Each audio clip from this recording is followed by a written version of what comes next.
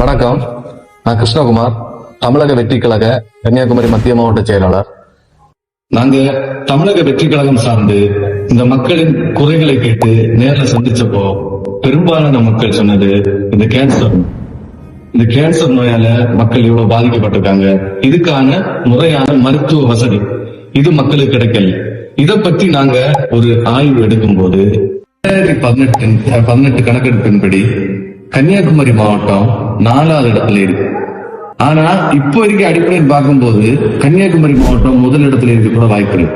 ஆசாரிப்பள்ளம் அரசு மருத்துவக் கல்லூரி மருத்துவமனையில இந்த கேன்சர் நோய்க்கான முறையான மருத்துவம் இல்லை, அதற்கான கருவிகளும் முறையா செயல்படுறதில்லை.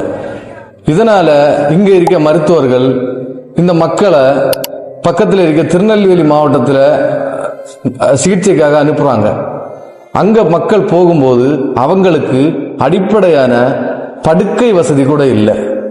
இதனால மக்கள் அங்க போயிருந்து இங்க வரும்போது உடல்னாலையும் மன ரீதியாகவும் அவங்க இந்த நோயினாலையும் ரொம்பவே பாதிக்கப்படுறாங்க.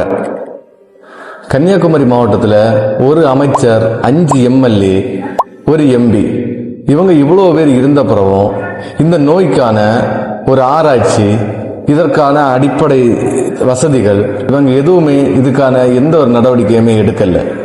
கன்னியாகுமரி மாவட்ட மக்களை தொடர்ந்து நீங்க வஞ்சிக்கிறீங்க. உங்க பட்ஜெட்ல கூட கன்னியாகுமரி மாவட்டத்தை புறக்கணிக்கிறீங்க. இந்த மருத்துவ வசதியை கூட உங்களால பண்ணி கொடுக்க முடியல. எங்களுடைய முதன்மை கோரிக்கையாக ஆசாரிப்பள்ளம் அரசு மருத்துவமனையில் இந்த நோய்க்கான 4 ஸ்டேஜுக்கான அடிப்படை வசதிகளை நீங்க செய்து கொடுக்கணும். அதுக்கப்புறம் தலைமை மருத்துவமனை, தக்கலை, குளித்துறை, இந்த 2 மருத்துவமனையிலையும் 2 ஸ்டேஜுக்கான அடிப்படை மருத்துவத்தை நீங்க அமைக்கணும். இந்த அரசு அதிகாரிகள் இதனை முழுமையாக ஆராய்ந்து இந்த நோய் இவ்வளவு வேகமாக இந்த கன்னியாகுமரி மாவட்டத்தில் எப்படி பரவுகிறது என்ற ஒரு ஆராய்ச்சியை மேற்கொள்ள வேண்டும். இதுதான் எங்களுடைய முறையான கோரிக்கை.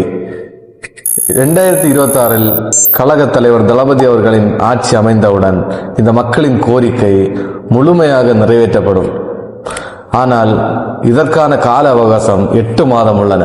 இந்த 8 மாதத்தில் இந்த நோயினால் மக்கள் பாதிப்படைவதை தடுக்கப்பட வேண்டும், மக்களின் இழப்புகள் தடுக்கப்பட வேண்டும். இதற்கு இந்த அரசாங்கமும் சரி, மாவட்ட நிர்வாகமும் சரி முறையான நடவடிக்கை எடுக்க வேண்டும் என்று பணிவன்புடன் கேட்டுக்கொள்கிறேன்.